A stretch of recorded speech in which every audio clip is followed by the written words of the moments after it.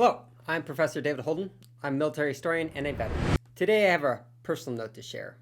See, in this life, you have to kill your phantoms or be killed by them. I used to hear people say, I have no regrets. And I used to look at them and wonder, how can you have no regrets?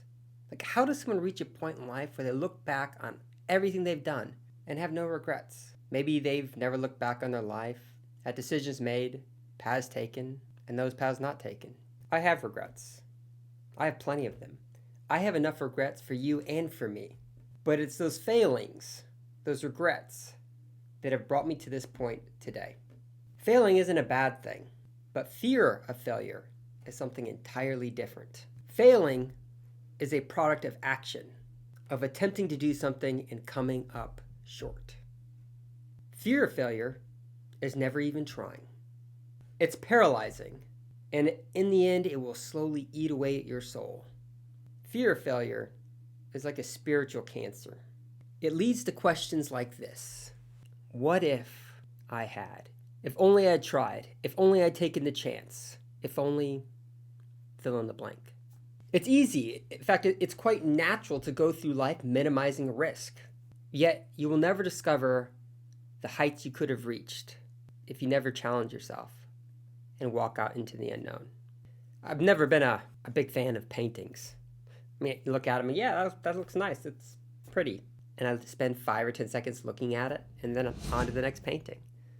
But this painting here is different. This one has always stuck with me. And in it, you can see the adventure here, standing on a precipice, looking across this valley covered with fog. And in the distance, you can see these mountains. And this adventurer is on a journey. And to get to where he's going, he has to descend down into the valley, into the fog. It speaks of adventure, of peril, of the unknown, of possibility, of discovery. Yet without facing our fears and stepping into the unknown, we'll always be a fraction of who we could have been. And maybe that's a type of hell, where you watch this video of what your life could have been, and this video is on loop, and you just watch it over and over and over again. Look at what I could have achieved, but I was too afraid of failing to try. But all of us will face this possibility one day. Those questions will be asked, and it's going to be asked by us, by me, by you. What could my life have been had I taken a chance? The search for meaning is part of what it is to be human. But most of us spend our life searching for meaning in all the wrong places, whether it's sex, drugs, wealth. All right, maybe not the drugs. But the sex would be nice. I mean, I've been single for like 5 years. Not recommended for your sanity. Sorry, Mom, if you're listening. Just plug your ears and just erase all that. We as humans seek security and comfort. But we're designed for struggle. It's going through the process of earning something, of achieving something, going through that struggle that makes it worthwhile. So I walked into my boss's office yesterday, sat down, said, Sir, I will be quitting in June. This gives them enough time to hire somebody else, and it takes about 6 months to go through that entire process. He sat there in stunned silence, took his glasses off, and it took him a while before he found his words. But I'm walking away from a well-paying job, a job that I could have worked at for the next 30 years until I retired when I was in my 70s. Not only is it a well-paying job, it's a great job. I have near total autonomy, and teaching in classes, my time is my own. How I prep, what I read, even the approach to the topics we're teaching, totally up to me. But had I not done that, the what-if phantoms, the if-only phantoms, would have come for me. And if you're facing something similar, they'll probably come for you. Not today, not tomorrow, but at some undefined point in the future, they will. I got nothing. No job lined up, but I do have a plan. I know where I'm going. I can see it in the distance.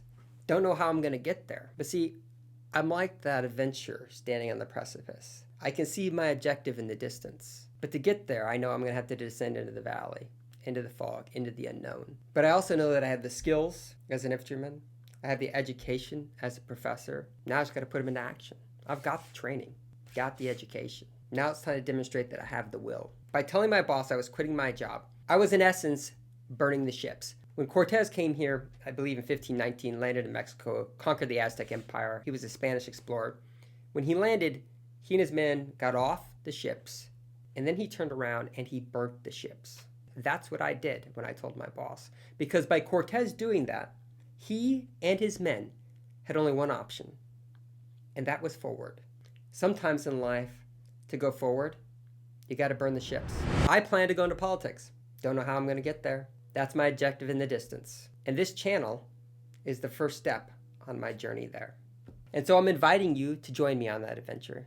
And since I burned my ships, your support would be greatly appreciated.